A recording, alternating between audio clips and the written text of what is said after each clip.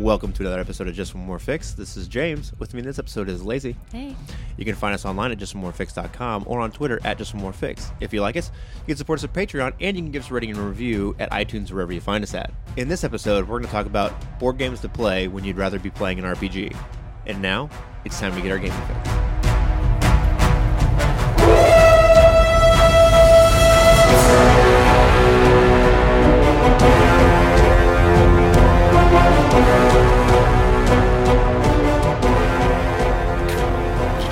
I'm Willie D. Nelson from All Things Good and Nerdy, a pop culture podcast, part of the Gonna Geek Network. Just like the show you're checking out now. Shows on the network are individually owned, and opinions expressed may not reflect others. Find other tantalizingly geeky shows at GonnaGeekNetwork.com. Welcome to Just One More Fix. Couple quick announcements. First one, as always, our monthly Indie RPG Day is going to be coming up in February. So our next one is going to be February 24th. That's a Sunday at Game in Terre Haute. We'll be running there from 2 to 6. And I believe Lacey is going to run some sort of PIP system game. Yes. So we will see what that is and how it comes out. So PIP system is by Third Eye Games, and it's Infestation and Mermaid Adventures and Monster... Well, the kids' Monster Hunter thing hasn't come out yet. Okay, kids. But it is soon. But it's just a core book. Right, yeah. So it's a generic, I guess I would call it fantasy style system. Right.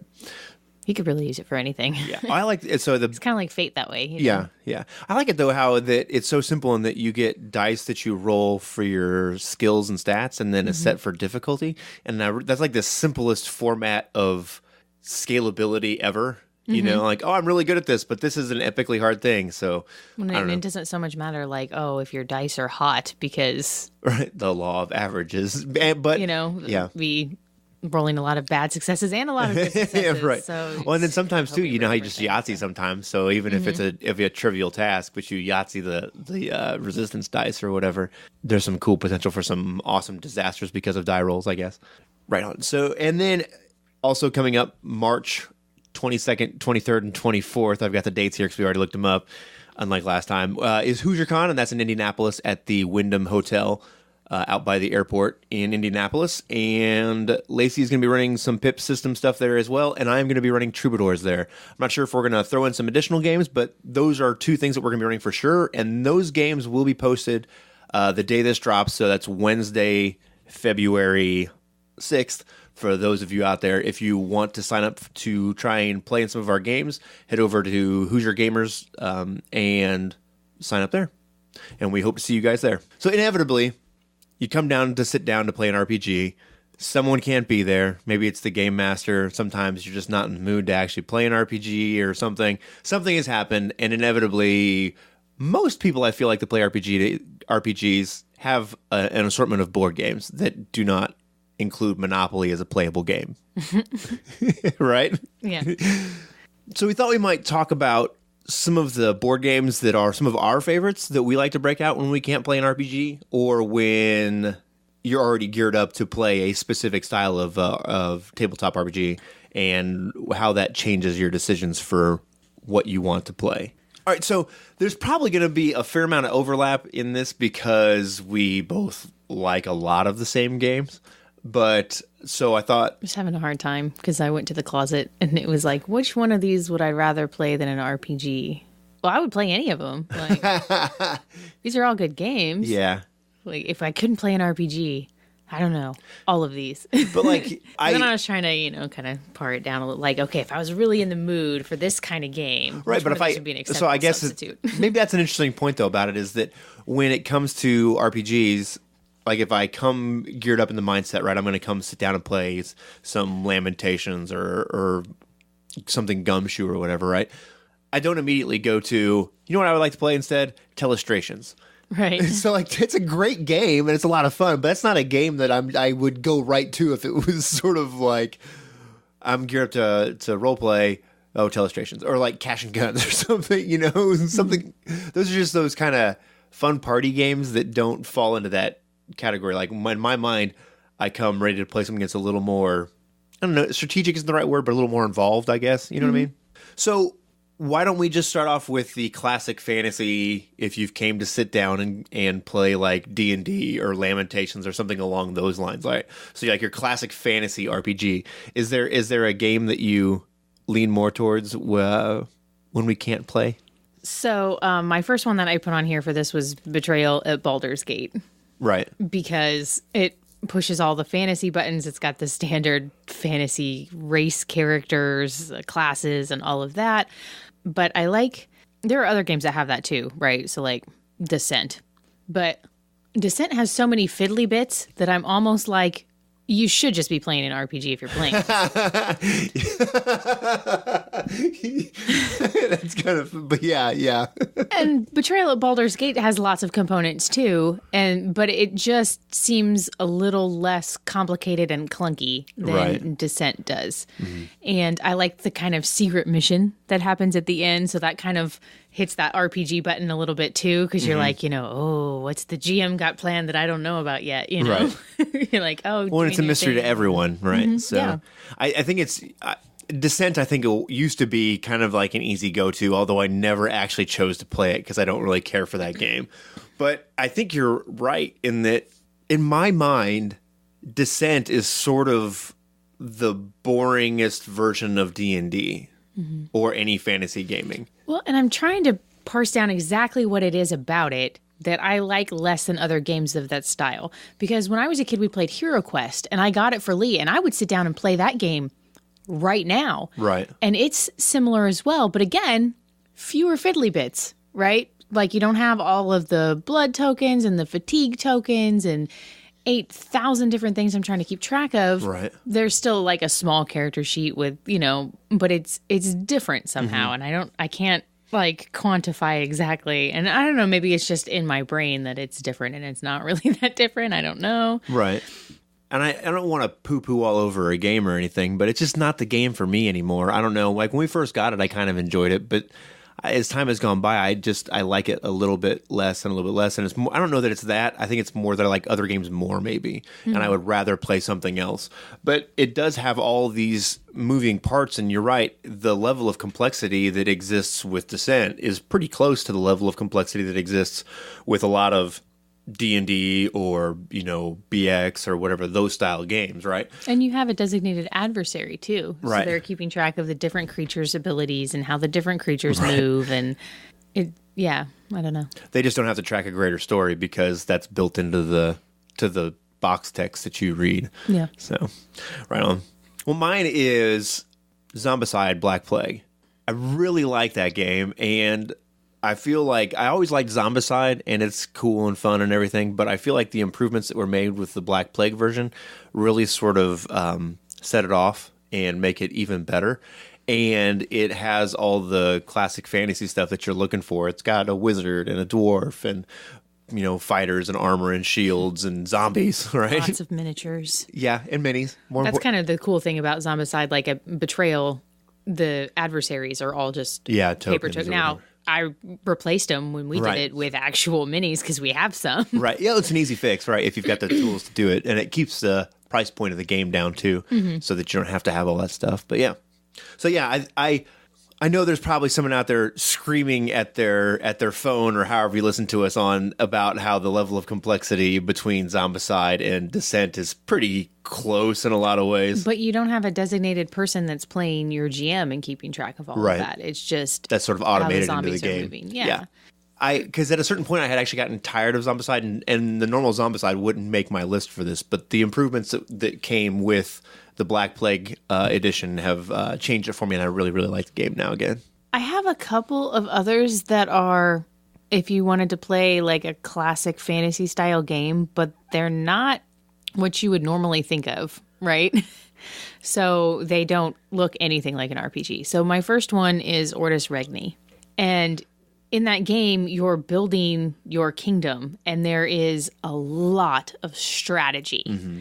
And I think that's why I like it, because when you're playing an RPG, you're thinking about what you're going to be doing, and you're making these goals, and you're working against someone, and there's strategy there, right? At least when I'm doing it, maybe you're not on that. Sometimes you're playing Zombicide, and sometimes you're playing Ortus Regni, but right.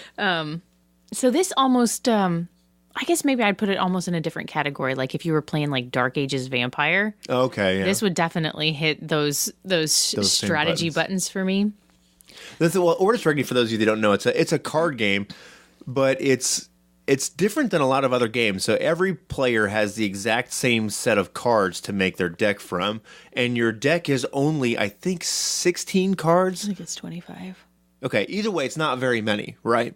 And if you run out of cards, there's a mechanic. You're basically a lord of a manor, and you have to do what they call a bequeathing action, where you're sort of like passing down the royal torch to your heir, and then you get to reshuffle the deck. And then if you run out of cards and aren't able to do that, then you die and you lose. And you can play the game with up between 2 and 4 players. And then there's also a bunch of Vikings. It's kind of like an early medieval period game. So there's Vikings that come and raid and pillage and attack and stuff. So you can try and control them. And there's this sort of push and pull back and forth between whether you should attack your enemy or preserve your defenses for the Vikings, and how this all works. So there's a kind of attack with diplomacy using the Vikings, or there's attack politically by affecting someone's hand and taking cards away. Right. Or there's old school, attack with an army, destroy your castle. So there's 3 different kind of options and how you can choose to play the game.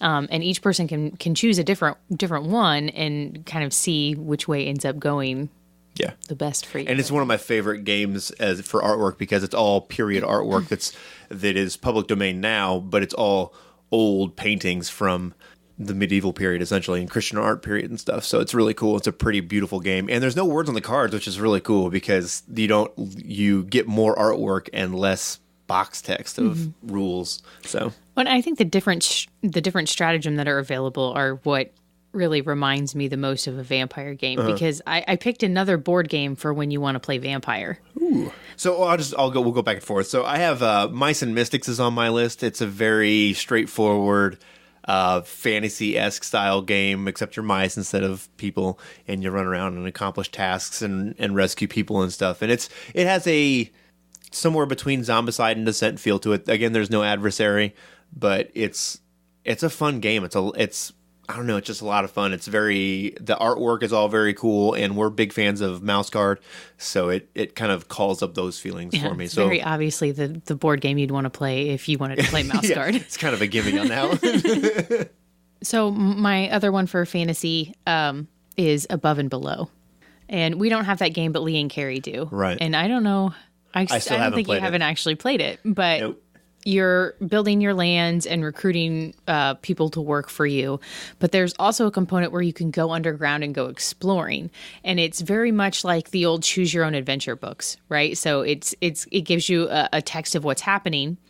And then it tells you different options on what you can choose to do.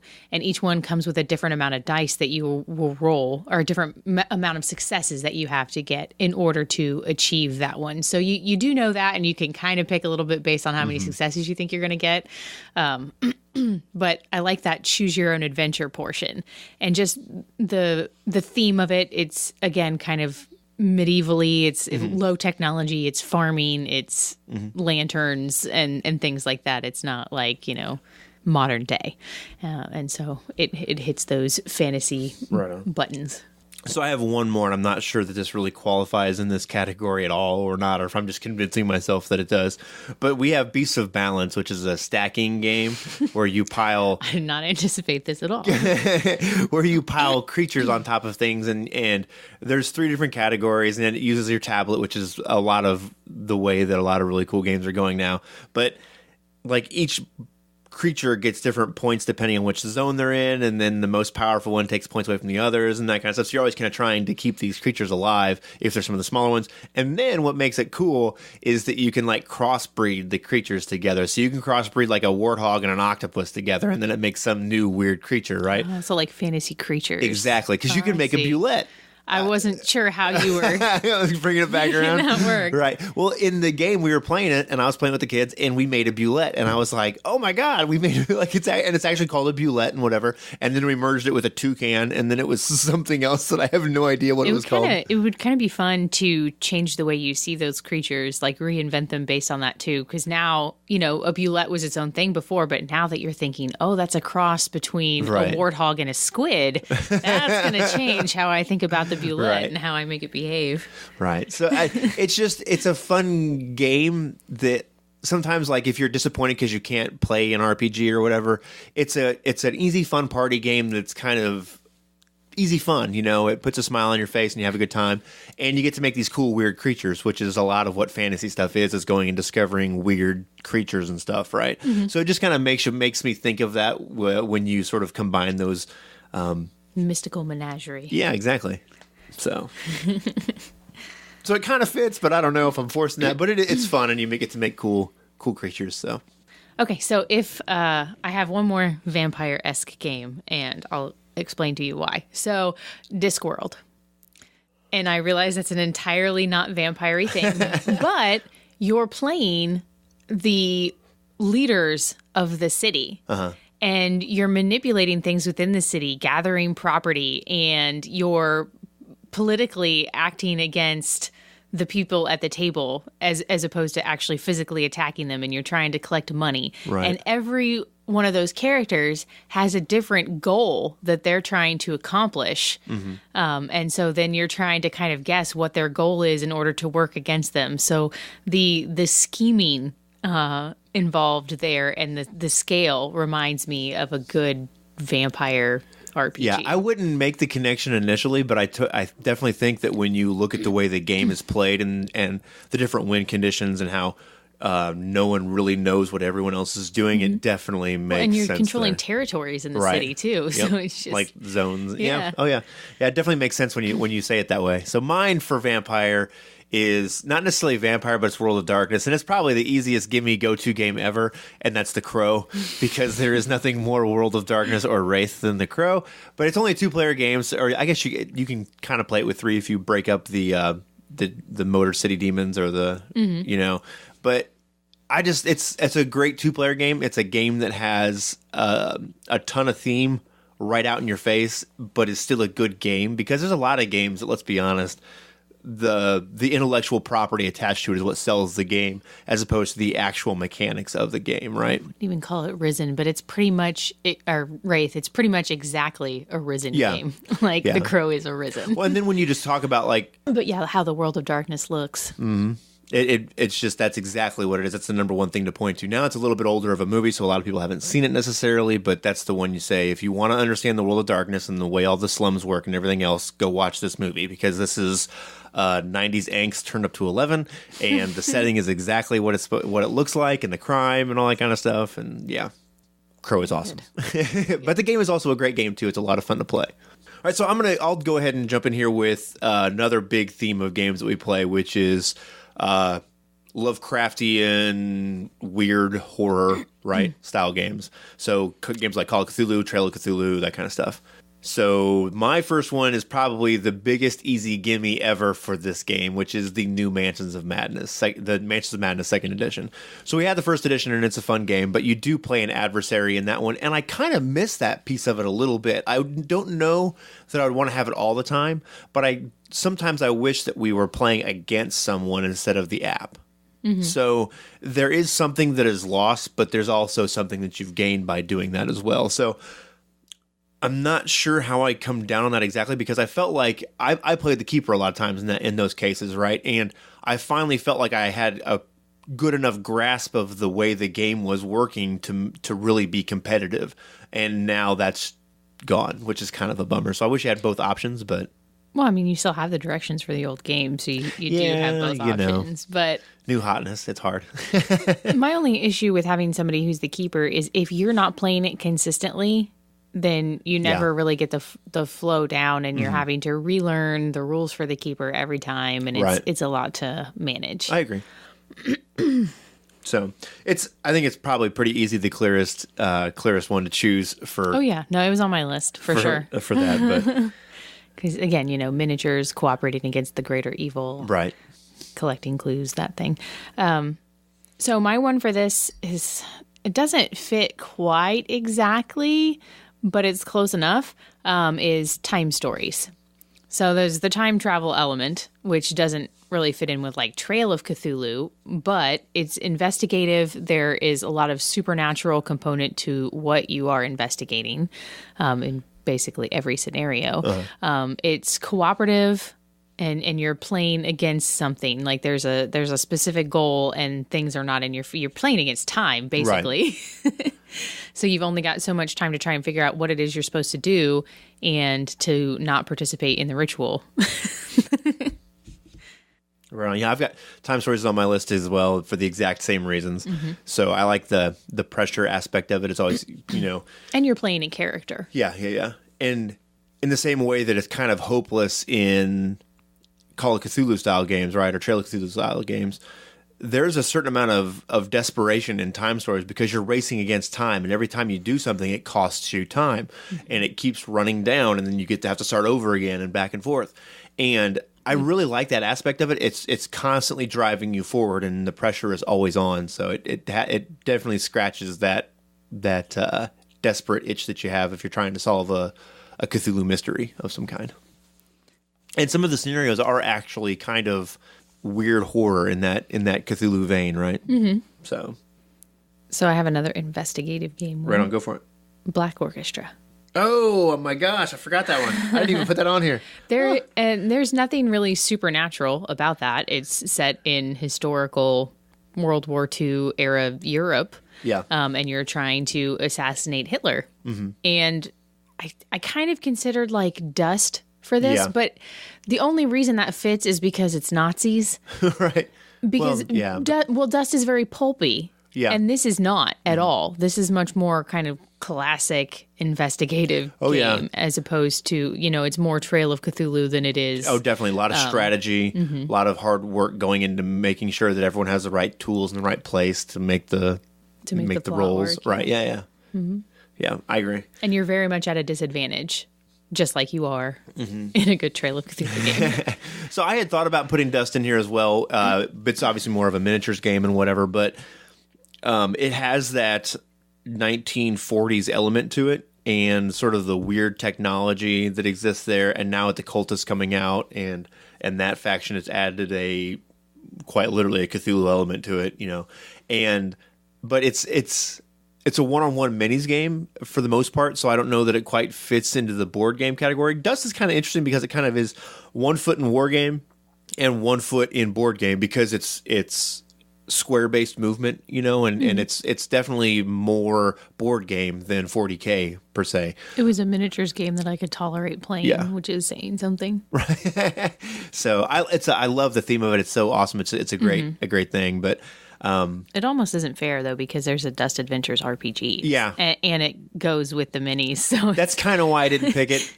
And then the complexity of running the miniatures game is almost the same complexity as running the RPG. It just there's a story element to what you're doing. But so I feel like if you could play Dust the Minis game, you can probably play. You should be playing both. Dust Adventures, right? So it's a great game. It's a lot of fun. It's super thematic, and minis are cool. That's really the lesson here. What else you got? So I have one more general kind of game, and we don't really play a lot of superhero games, right? But it is a big genre. There's Mutants and Masterminds and Aberrant, and now the Sentinels of the Multiverse RPG is on Kickstarter, and they've already put up the quick start for it. And Masks. Masks, another one. And so that's a big genre of RPGs, right? So we don't really play them, though, but I still like superhero stuff, and I think I'm going to try and I've wanted to incorporate more superhero games into our normal sort of games that we play. And especially with the kids, they love superhero stuff. So it's easy to bring that into it as well. But Sentinels of the Sentinel Tactics is the one that I'm going to go with because it's like superhero chess, right? Mm-hmm. And if you can play it with up to 8 people. So if you've got a game that you've come together to play with and you've got 6 players at the table, right? there's not a lot of good board games that incorporate that many players a lot of times, right? And or if they do, it takes a long time for the turn to come back around, so it kind of drags on and on and on. Well, with Sentinel Tactics, you're playing with generally 2 teams, right? There's a bad guy team, like a villain team, and a good guy team, and everyone is trying to coordinate together because it really is superhero chess, and you're only managing one character. So do you have the right powers out? How are you working things? So there's a ridiculous amount of moving pieces to the game, but you're only managing one character. So it sort of streamlines things down, and it gets into this thing of like, which powers do I choose to use? You get to roll the dice and make attacks and count movement and count range and stuff. And so it hits all those buttons, but it's just superheroes, right? So you could very easily lay over any kind of skin on this you wanted to and make it goblins and orcs and wizards and whatever, and it would still do all the stuff that it already does, just with a different skin. So if if superheroes aren't your thing, if you can sort of shift gears out of that, it's a great game and it's a lot of fun.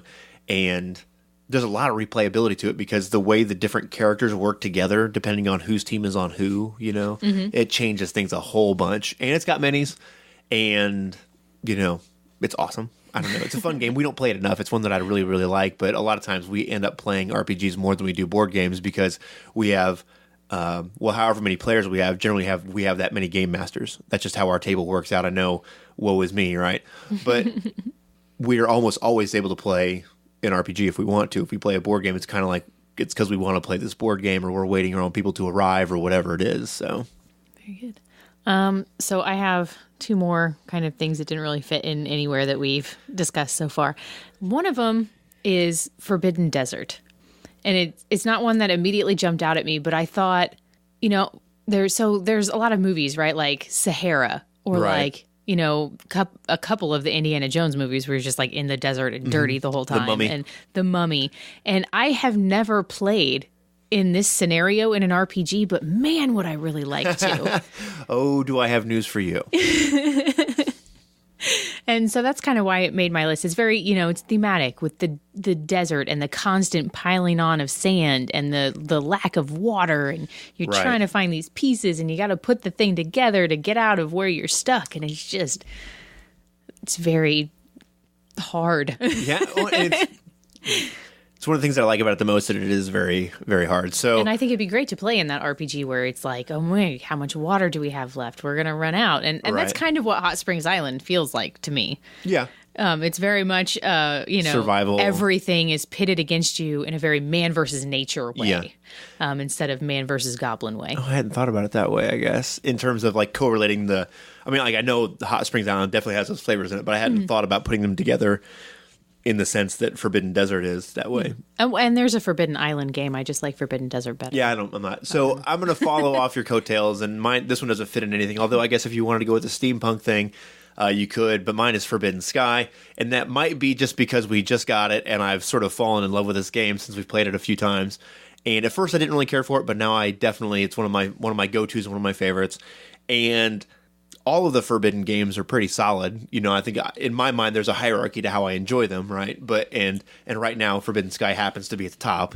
But I think you could have like a really fun, like if you took the strategy and historical element that is Tesla versus Edison and crossed it with the sort of steampunk electric Forbidden Sky, you could come up with something really interesting. Oh, wow.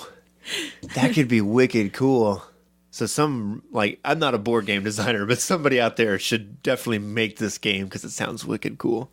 I'm in for an RPG, but oh well, but it could be a cool board game too, though. Like if you were one person was Edison, the other person was Tesla, in sort of like a mad science steampunk world, DC versus AC, right? Got to get the rocket lifted off in the same. Well, you could actually, wouldn't have to do it fantasy style. You could do it like World's Fair style, where you have because they both competed over who was going to get the contract to light the World's Fair, right? And there was a lot of badness and stuff that was going on, and Edison electrocuted an elephant because whatever, it's early 1900s for crazy people.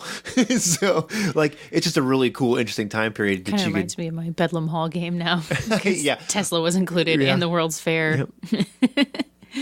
Yeah, so very cool. But so I don't know if that's just on there because I'm a big fan of Forbidden Sky right now, but it's a great game. So give another one. I've got one more, but yes. So my last one is the Duke. Oh, I forgot about the Duke. And so it's sort of like chess, but more interesting. Yeah. Because I'm not a big chess fan. But it's got that same strategy. But the other reason I picked it is because of we talked about in Vornheim, it mentioned God's chess. And so if you can't be playing an RPG, you might as well be prepping for an RPG. Oh, right on. Touche. And so this is an enjoyable game you can play, and you can also use the pieces that are left to kind of dictate the hierarchy that's happening in your current game and the power struggles there. Right on. So it's kind of like tricking somebody into helping prep your RPG.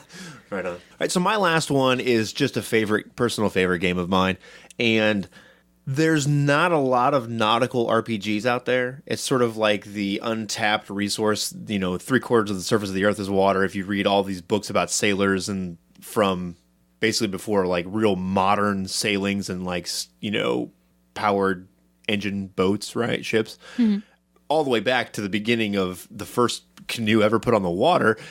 The ocean is a terrifying place, and it's there's a lot of depth there, but there's not a lot of RPGs that are there that kind of cover that in a significant way. They might have a small ocean part to it, but nothing big. So this one is Riff Raff, and it's hard to find here, I guess, in the States. I ordered it off of some website. It's a German stacking game, but there's a boat that lists back and forth every direction, and everyone has the same amount of pieces, and you're trying to stack them on the boat without it tipping over and falling off. And it's just a really fun, great party game. It's cool. It's fun. It doesn't take long. It's sort of like a great transition board game. You know what I mean? Like, oh, we're waiting for people to get here. We can do this. Or hey, we don't know what we're going to play. We want to play a more involved board game like Mansions of Madness or something. We're trying to debate whether that's going to be Mansions of Madness or Mice and Mystics or Zombicide or whatever. You can just throw this one on the table. It takes about 20 minutes to play, and it's awesome, wicked fun. And there are not many board games that give you the sense of the way the boat moves when you play them if it's a nautical themed game, and this one very definitely does, and I just think it's awesome and cool. I like the ocean. So is that it? You got any more? I'm just kind of wondering because we didn't really mention anything that's related to sci-fi feeling at all. Yeah, we're not really sci-fi gamers. We're not. No, like the only board game is like Tiny Epic Galaxies. I like that one a lot, but I don't know that it's, like we played the Firefly game, but I didn't really like it. So I used to play. I like the RPG, sorry, not the Firefly board game. I used to play Space Hulk, which is a 40K board game. It's not like the full-on. Oh, I have one. What? Omega Virus. Oh, God. The best game ever. I don't know about that, but okay. You could totally see that being an RPG, right? Evil space station working. It was an RPG, right? No, it wasn't an RPG. No, I ran a Dread game that was basically. Oh yeah. The computer is working against you, but not quite in the same fashion. But it's it's shutting down sectors. It's a pretty classic kind of sci-fi problem on TV shows or movies or whatever. But so you're working against the computer, trying to save the day. We really don't play a lot of sci-fi RPGs, I guess. But that's not our game either. Omega Virus. Lee has that one. Right. Because someone awesome got it for him. So I mentioned Space Hulk, though. I guess I used to play that, and that's a 40K board game. You were in a spaceship, and there were Tyranids in it, and one person played the Space Marines, the other person played the Tyranids, and it was a war back and forth. But like in still like counting spaces and movement and that kind of stuff, not full on 40K style, right? So we used to play that a lot because somebody we knew had that game. But I'm trying to think of any other sci-fi based board games that I enjoy. I know there's probably people screaming about Star Wars Armada or Star Wars Battlefront and all that, but we just don't play those. Minis. Well, they got lots of cool minis and stuff, but I don't need more minis in my life. More things to paint that I'm never. That's the curse of games is that you're never going to paint all these minis. But all right, so if you looked at your list outside of genre, right? Is there any like consistent pieces across all of them or most of them that you would say that this is why I picked this because it's, do you know what I mean? Like we're not playing an RPG. Is this? So the majority, and I'm going to say probably 75%. So there's still a good chunk that aren't, but the majority you pick a character to play when you play the game. Okay. You're doing some kind of role play, even if it's at a very base level. Right. a lot of them have, again, I'm going to say the majority, although probably a slightly slimmer majority, are cooperative games for the most part. Like them, so let me see if there's one that's not. There's a couple that aren't, but yeah, most of them are cooperative in that you're working together to accomplish a goal or to beat a bad guy. Right. So that's very RPG-esque. Right. Maybe not GM-esque, but, you know, right. PC. And a lot of them are longer games. Yeah. So they're cooperative. They're more cooperative strategy kind of games. So, yeah, there aren't any, like, you know, 15 or 20-minute games on here other than, like, Forbidden Desert, which just kills you so quickly. But the rest of them are fairly substantial time commitments. Right on. See, I'm looking at mine, and I see a lot of minis on my list, which is a big, you know, RPG thing. Lots of strategy and tactics kind of things where you're, you know, make sure you count the movement right to make sure in the optimum position. So there's a big tactical piece to it, but also a big like optimization piece to it. You know, make sure you're being the most effective so we can win this. Cooperation is a big one that I see on my list, so that it's not like you're working as a group to accomplish a goal, which is very much in the theme of the majority of RPGs. I would say time length 100%, you know, because if you've made time to play an RPG, you've probably set aside between 2, 4, even maybe 6 hours or whatever, right? And these will fill most of that time slot, more than likely. And this is kind of a mulligan, I guess, but like all of them are very thematic. You know, I mentioned Sentinel Tactics. You could pull the theme of that off and plaster Lord of the Rings on it very easily, but it's not necessarily about the mechanics of it, but they all have very strong thematic elements to them. Do you know what I'm saying? So like they feel very different from one another because of those themes, right? So right on. Yeah. So I don't know. As I feel like the board game thing is the easy go-to if you have a group of friends around and you're not going to end up playing a tabletop role-playing game or whatever, but this is just a natural thing I think you sort of go towards, right? You're already gamers anyway. Why not just bust out a board game, right? Mm-hmm. Right on. Well, do you have anything else to say about this, or we close this off here, or? I can't think of anything else at the moment. That's right on. That's all I got. So I feel like you could do a whole nother section on kids board games to play when you want an RPG with kids. Oh man, that's a good one. We should definitely do. I was looking at the kids gaming shelf and I was like, well, I wouldn't really play this, but you know, because there's like Mysterious Forest and Wizards Wanted, and like, so that'll probably be an episode to come because we have a good amount of board games that are designed to play with kids or for kids that are still solid games. That's not like, oh, it's hi-ho cherry-o again. Mm-hmm. Am I going to take off 2 cherries or 1? You know, I hate hi-ho cherry. You know, yeah. But First Orchard is okay, right? It's like they took all the things I hated about hi-ho cherry-o out. It's still basically the same game, but it sucks so much less. It's a game I can play. Hava Games has revolutionized kids gaming. I know there's lots of other companies out there that make good kids games, but they're the one that we have really gone to every year to find a new kids game. Probably have an episode called Games I Would Rather Stab Myself in the Eye Than Play. That might be a thing we should do. Life goes on my list too.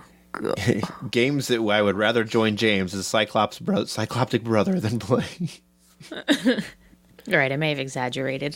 There aren't any I would actually stab myself in the eye instead of play, but this may be some hyperbole, but nonetheless, I still don't like them. Right on, very good. I will watch paint dry instead of playing them, though. All right, so I think that'll do it for us. A quick Gonna Geek promo for the Legends podcast. Catwoman, Watchmen, Green Lantern, and Fan-4-tastic. I don't know if that's supposed to be Fantastic Four. I don't know. I like Fan-4-tastic. The A is a 4 in the middle. Legends Podcast is back in the bathroom of the cinematic calendar, the month of January.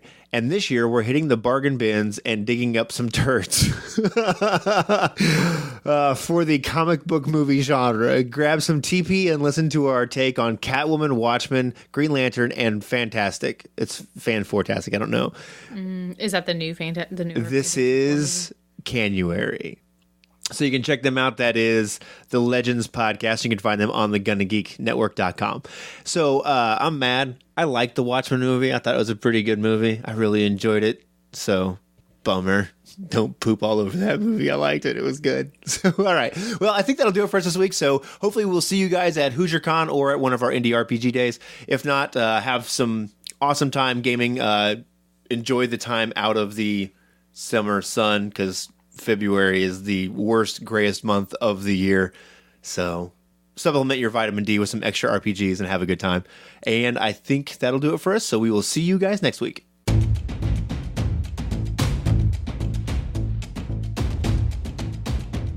Thanks for listening. This has been an episode of Just One More Fix. Music has been provided by Kevin MacLeod.